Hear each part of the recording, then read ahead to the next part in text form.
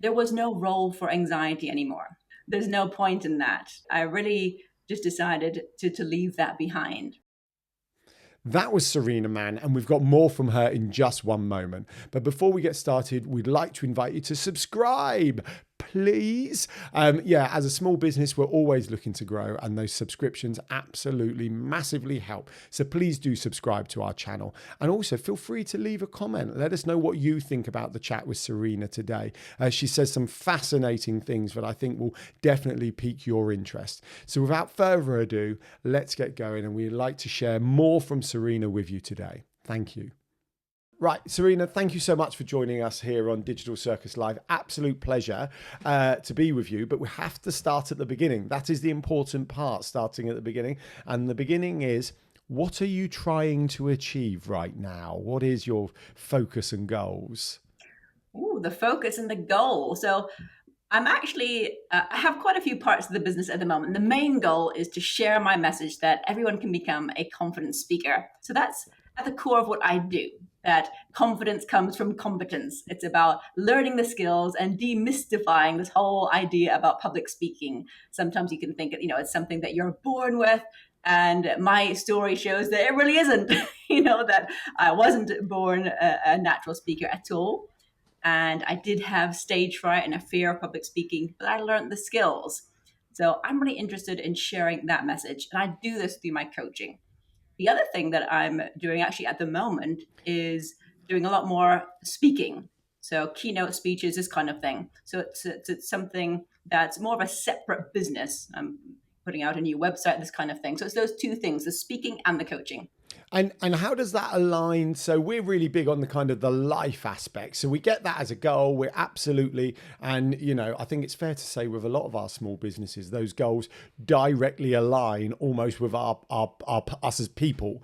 So how does that kind of align with you as a person as well as obviously the business? Absolutely. And for me personally, I think a lot of business owners are the same. It's so important to do something that you find fulfilling and that match those goals. So for me, really, the moment that I overcame my own fear of public speaking, it wasn't just something where I could it wasn't a tick box exercise. Excel, public speaking. It wasn't like a list of skills like that. It was a real transformation. And it transformed so much of my life because I was a more confident person overall. And when you feel more confident, you are a happier person. And for me, I think it's really important not just to look at success in terms of material things, but what about success in terms of your inner world and your mind, your levels of happiness? For me, that's really important. And so many different aspects of public speaking really connected with my personal goals, because once you feel more confident, then you do feel a happier person. But also it appealed to my sense of fairness in the world, actually, because I thought, why is it that some businesses do better just because they're fine to go out speaking, and others who really have incredible talent, they really know their stuff, right? They don't get the business because they don't want to speak. So how unfair is that? Or what can be done about this situation? Or maybe you've got an illness or a disability, but you can still do your speaking in your own ways, whether it's using virtual tools more. So there's always a way to get your voice and your message out there. And that for me was an important goal, to help other people do that, to feel more confident, to have a voice. And I felt that was an important goal for me to have myself and to share with others. I think that, I'm jumping in before Emily starts here today. I think that's so true, right? We know so many small business owners even, who know how, know what they know. They have their zone of genius. They have their zone of excellence. And almost it's not a level playing field, right? It isn't a level playing field. And if you start that journey as a small business owner with the confidence to be able to public speak, you do move quicker, because that translates onto video, that translates kind of just talking to potential clients and everything else. And we were talking to a mum on the school run who started her own business. and in hypnotherapy. And it was that realization, but now she needs to do marketing, sales, accounts, operations. It's like, I just thought I was helping people, and all of a sudden I've actually got to do all these other things as well. So I love how that kind of it is where it is you are helping the inner person, not just the business, really. Absolutely. So, Sarina, I'm keen to understand a little bit pre this business and pre this amazing purpose. You studied for a PhD, did you not? I did, yeah. I did. So I was on my journey. Sorry, no, I'm curious. There's a bit of a delay. I'm very apologetic for that. But it's a very different subject matter to what you're now doing. Tell us a bit more about that. Yeah, so my life took a completely different turn. And I believe that every experience in your life just shapes you. It contributes to who you are today. And that certainly was my experience. So I was studying international relations, and I decided to specialize in an area of international relations or international politics called global governance, in particular, global financial governance. So I was looking at a very specific field of international politics, and it really excited me. It really interested me. I wanted to work for the United Nations. I was interested in just so many different types of issues surrounding global poverty and the large, institutions that make decisions around the world. And so I wanted to do this kind of thing. But in my third year of my PhD, so I did not complete. I just had this complete. I don't know what it was, but I just had this realization that this wasn't for me. It wasn't for me. I had a lot of anxiety. I had a lot of difficulties with panic attacks, for instance. I'd grown up with high anxiety, panic attacks, always a little bit shaky with my nervous system. And there was something in me that I realized, gosh, is this really the best thing for me right now to go into a really high pressure job? And it didn't seem like the right decision. And I decided to make a decision. So I worked as a research assistant instead at the University of Bournemouth. And I enjoyed that. And it gave me time to work out what I did want to do. What I realized is that I wanted to prioritize my well-being. That had to come first, then everything else would follow. And one of the things I learned was that you can, for instance, I did have to do presentations. And at my job at the University of Bournemouth, I was presenting some research findings. And I was just terrified about doing this. I was nervous before the event. I was nervous during it. And I felt traumatized afterwards. But the feedback I got was, you were brilliant. Great job. But it didn't make up for it. It didn't make things better, because I thought, but that was an awful experience. So I still realized that there was something I needed to do with my mind. I needed to address the confidence problem, because otherwise everything that I did thereon would be uncomfortable. So it became a real priority. And I think also finding meditation in my life, discovering how meditation can help, was so beneficial. And that's what I really wanted to focus on as well. And within that time, in 20 years, I haven't had high anxiety or panic attacks. And that's because I decided to get that sorted out. Really, it just became so important to me. That makes so much sense, doesn't it? I'm fully on board with trying to, and I appreciate this is the wrong word, but it's the word I have in my head, but fix these things. I mean, or develop your oneself, I was wondering, when you were at Bournemouth University as a research student, and you did the assistant, I'm sorry. Do you know what? This is really bizarre. I never went to university, so I don't always get the lingo right. And Emily went to university. She's like, no, Alan, that's not what you say. So apologies for getting that wrong. So, and you said you did the presentations and you were nervous and, anxious and everything else. And everyone else said it was really good. If they hadn't have said you were really good, do you think you would have then gone, I don't want to do that again? That was too nerve-wracking. And actually the feedback, the great positive feedback, was the bit that kind of made you go, well, hold on, if I'm okay at it, let me solve this other part. It's an interesting question. Actually, whatever feedback that I got, I ultimately would have decided it's not for me, because that's what I decided at that time. And I didn't do any presenting for a long time. It was a long time before I joined Toastmasters and I became a speaker and so on, because the experience to me was just awful. So whether I got the good feedback on it, it was a bonus that I got this good feedback. I admit it was a bonus. But I'd had similar experiences at school where I'd present, I was invited to join the debating team and this kind of thing. You're a great, you can do this. It would be fantastic if you joined. But it was the experience of those nerves. And what I realized is this was actually quite a common experience, that either you avoid public speaking or you do get through it, but it's an incredibly uncomfortable experience. So I did make that decision. I'm not doing this. This is just not what I want to put myself through. So it was years later that I decided to really overcome that fear. And now, of course, it's completely different. And those experiences are fine. But it was really the experience that was so off-putting. So I think either way, I still would have decided it's not for me. But that's a complete and utter 180, isn't it? And I'm really impressed with that. To go from doing something because you have to do it because that's part of your job, to recognizing there's a bit of friction there, to overcoming that friction, to then go into a full-blown career in Toastmasting. You know, the other thing, because also we're in a society, we have this modern kind of thing of playing to your strengths. So it would have been really easy for you, Sarina, to kind of go, that's not a strength of mine, I'm not going to play with it. But actually, as Emily said, you've done a complete 180 and gone, stuff this, I'm taking the bull by the horns, this is mine, I'm going with it.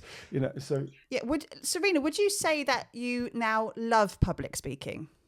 I do, yeah. I love sharing my message. I love speaking in front of others. I don't need to. Sometimes you can have a feeling of I need to be heard. I need to be speaking right now. So I don't have a need, but I always enjoy it. And I feel it's really important to share my message because I believe that my experience can help so many other people. Because it really isn't the case that if you feel you're not a natural speaker, you're an introvert, you feel nervous about speaking, that you can't do it. Because it's really much more straightforward than that. And everyone can do it. It's about learning those skills. And I think because of that inner transformation that I experienced, and also the impact it had on the quality of my life, that I felt overall a more grounded, confident person. That was massive. Because when you feel more confident speaking in front of 100, of course, you're going to feel much more confident speaking in front of that one person that you have maybe a difficult conversation to have. It just affects every area of your life. And I just felt so inspired to share that message with other people, that it's really not that difficult to go from someone who doesn't like speaking, who is anxious, who has avoided it for many years, to being a really impactful, dynamic speaker.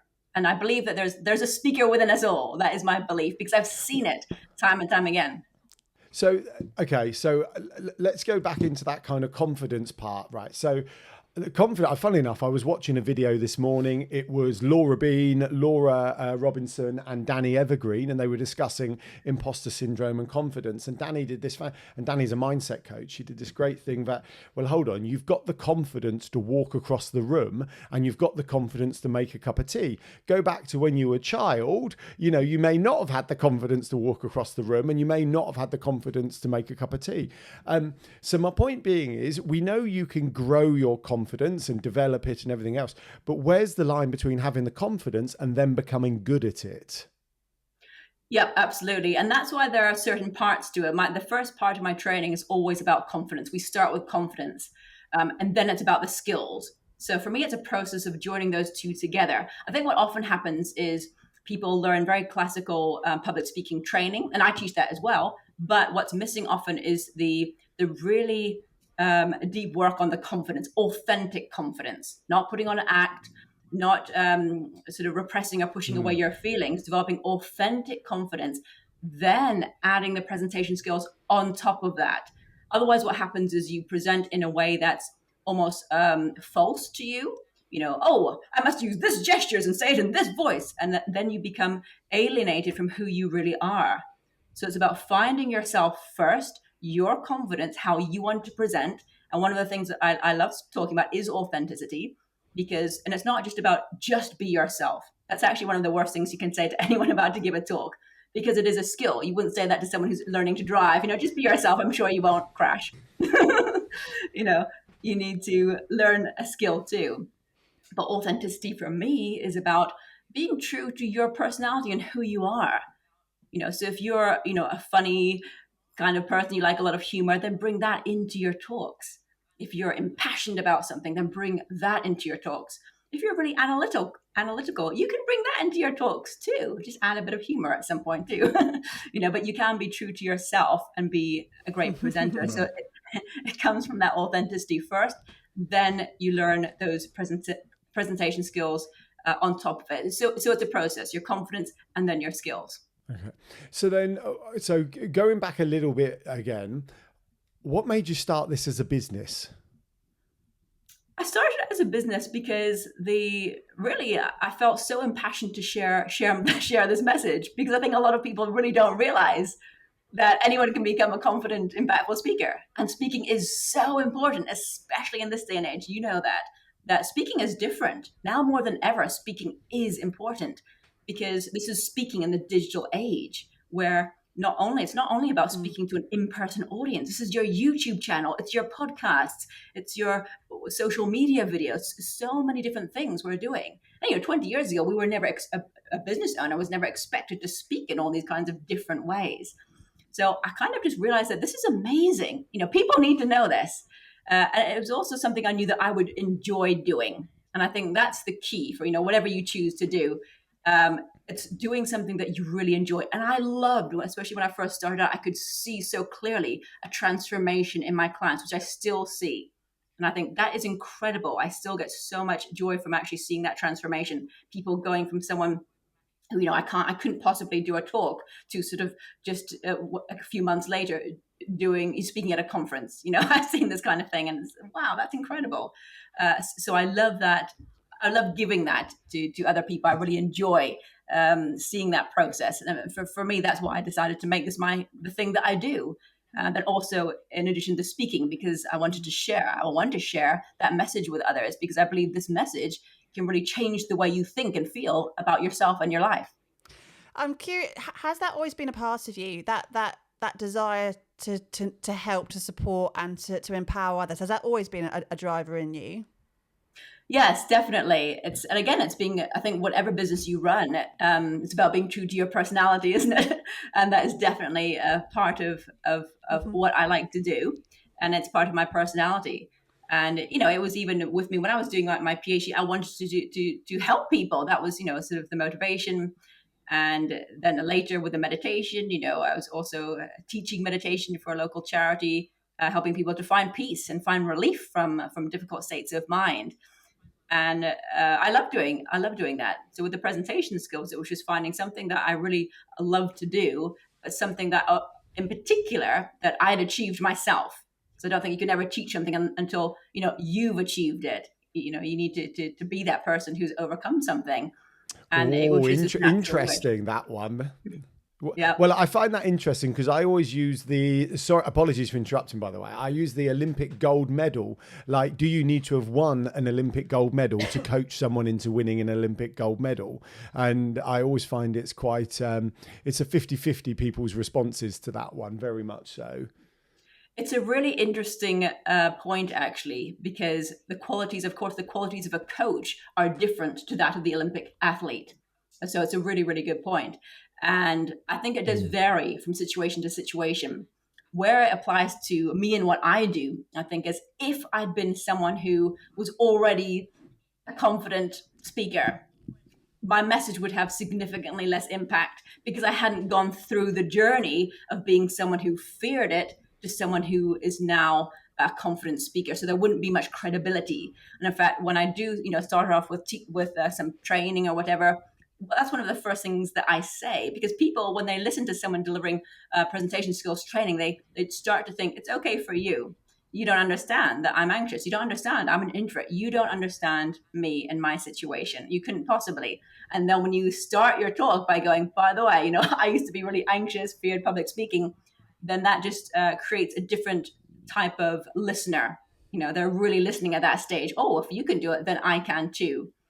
So I think it does vary from the different types of things that you're doing. It does take a certain type of human being, though, to be able to recognize within themselves that there is that friction, that is that challenge for them, and then actually taking that next step to actually go, right, I can solve this. What was your logical first step in changing that behavior or changing that attitude towards your public speaking? Sure. I think there are quite a few things, actually, quite a few things. There were moments in my life where I had these big moments that really, really affected me. The first one was actually getting very ill with ME, where I was bedbound for many years, unable to do anything. And it was in Wow. those times that, yeah, that I realized the importance of your mind in your life, and the choices that you make. So it was a time of reflection, but also transformation. You can't go through something like that without transforming as a person. You really can't. You appreciate what's really meaningful Yeah. to you. And the other really impactful time was actually, seeing my father die before me. I was his carer for a couple of years, and that was incredibly moving moment. And also, when someone close to you dies, that their death invites you to think about what's really important. And the main thing for me, Mm. and there are quite a few things to be fair, but one of the main things was there was no role for anxiety anymore. There just isn't. There's no point in that. And I really just decided to leave that behind. And the going into the public speaking was actually just a confidence building exercise. I didn't intend to be a public speaking coach initially. I was just doing it as a confidence building exercise. And then that's when I really discovered myself as a speaker. Yeah. That's quite powerful, Sarina. I don't feel we can just kind of put a full stop at the end. First of all, so sorry to hear about everything that's happened. These are absolute tragedies. But I'm a little bit blasé, and I apologise in advance. I also understand that these things can go on to have a major positive impact in our lives. But the bit that really stuck with me is the bit where you went, I decided there was no place for anxiety. It's absolutely a waste of my time, a waste of space in my head, and everything else. But that's so true, isn't it? Now, I'm not saying these things don't exist, right? Because they exist for people, etc., etc. I'm not trying to start an argument like that. But if you're able to wake up one morning and choose that doesn't exist in your space, your mind, that's powerful stuff, and then go on to see the transformations in your life that have come from that. It is absolutely fascinating. It is, and don't get me wrong, it's not like an overnight thing. It was a gradual thing, but it was just a very, very powerful moment. A few powerful moments that No, I've it had was where I just wanted to make split decisions. second. Yeah, but also it was about finding the right techniques and finding out what was right and what wasn't. And a lot of the information that I received on confidence, I realized that just doesn't work. And a lot of the things about confidence in public speaking, Yeah. um, just they don't work. And I just realized, oh my goodness, this that's not how you can do it. Just like that, with an overemphasize, a lot of the time there's an overemphasis on the self. Just tell yourself you're amazing, you're great, you can do it. And that's not necessarily that helpful. And that's what actually increases, in my opinion, your imposter syndrome, because you're not acknowledging how you feel. And there's nothing wrong with just saying, in this moment right now, there's anxiety arising in my mind. You don't have to crush it, conquer it, repress it. It's okay to have that feeling. And then it's what you do next with it. So you don't have this sort of inner conflict. You're like, right now I'm feeling anxious. Okay, start with that. The reason I'm feeling anxious is because I've never done this before or whatever. And then you talk your way with logical reasoning to a place of feeling confident. So it's a much more straightforward process. And you're moving your mind to a place of confidence rather than trying to fight your way into it. I absolutely agree, and I have a similar thing with me. I quite enjoy public speaking, and when I have opportunities to do it, I really enjoy it. I still get nervous. I still get nervous every single time.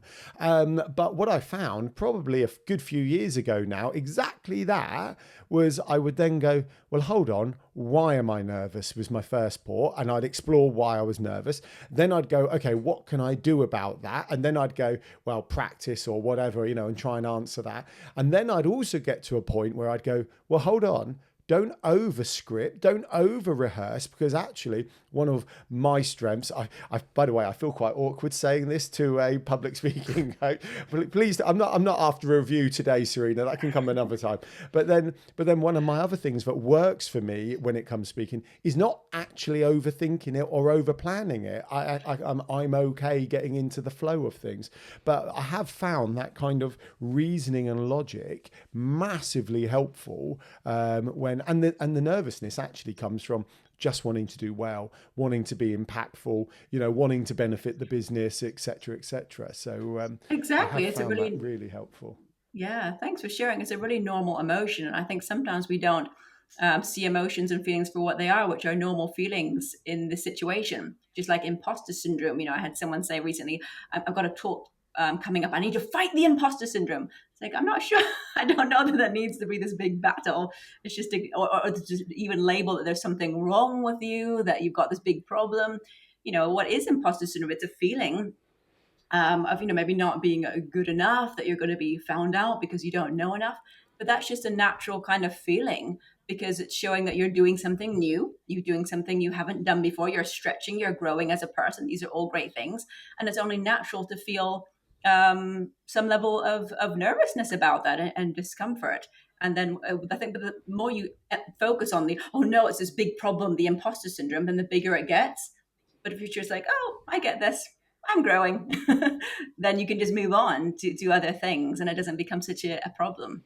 Yeah, it's something I've had to learn to do a little bit. So unlike Alan, I'm not a natural loving public speaker. I do it, and it's definitely part of our job, and we have been on stages, and we have been on webinars, and we do all of that. We're doing a podcast right now. Doesn't mean I particularly take joy from it, but I also know that it's a means to the business growth, and because I have that in my head, because we have a purpose for what we're trying to achieve with that. I kind of I don't suck it up, but I utilize that power in different ways, and I actually use it to my skill later on, and I just digest it differently afterwards as well. So unlike Alan, who will be buzzing after doing a stage presentation, I just have to quietly reflect a little bit and kind of just kind of take some time. Are you the same person I'm married to and I see all the time? Yeah, whatever, Emily. I do. I'm not in terms of an introverted way there. I know, honestly, I have to live with him. Not an introverted way, but sometimes I just find that actually it's recognizing that it feels uncomfortable, but actually it's not always the worst thing in the world, because it's achieving that growth for the business. And with that, I recognize that, and I'm happy to carry on doing it. And it does get better with time, and the more we do it, the easier it gets. But I still have that little knot in my tummy every single time without fail.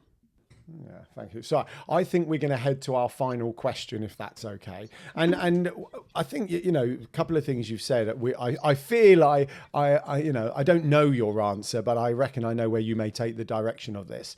So we always like to go with, so if you could go back to your younger self and, say something to them, give them a pat on the back, put an arm around your own shoulder, and you can choose what age you go back to, but what would you say to your younger self?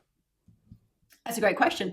I think I would go back to my younger self at around 18, because that's where I was really forming my ideas about the world.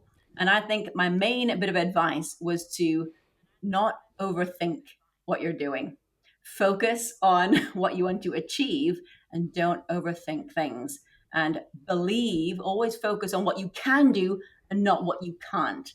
So I think your focus is what determines your potential, what you can achieve. Brilliant. So true. And so final question, because even though that's the final question, what you said's just giving me another question. Would you say you are still an overthinker now, or a bit like the anxiety of you just made a conscious decision to work on removing that? It depends. Everyone is different, aren't they? I don't identify necessarily thinking, oh, I'm a real overthinker. I think there's lots of things I can overthink, but that can be natural within a business. You're really overthinking some part of your business. So I think there is that sometimes, but not really with the speaking now, because I feel pretty confident about it. So I don't spend ages trying to do things, but also just what I've learned in my meditation practice. That's helped a lot, because when you calm the mind, necessarily you calm your thoughts. And also it's about focusing on others and not on yourself. And so all these techniques actually function to reduce that overthinking anyway. So I don't feel it's a huge, problem in my life at all. But I think definitely there are areas like running a business where I probably am overthinking things, but certainly not in the speaking. Yeah. That's called being human, isn't it? Yeah, if we're all exactly everything all the time, then we're definitely an alien. But we're all human. We all overthink something. Damn this being human malarkey, honestly. Yeah, and I think that's important to acknowledge, Right. and I think that is actually, being a confident person is about acknowledging your humanness first. It is, it is. Right, Sarina, thank you so much for your time today. We've loved hearing about your life and your adventures and how and why you are where you are today. We always find it so fascinating. So thank you so much. Thank you for having me. Guys, we will see you next time on the Digital Circus Life.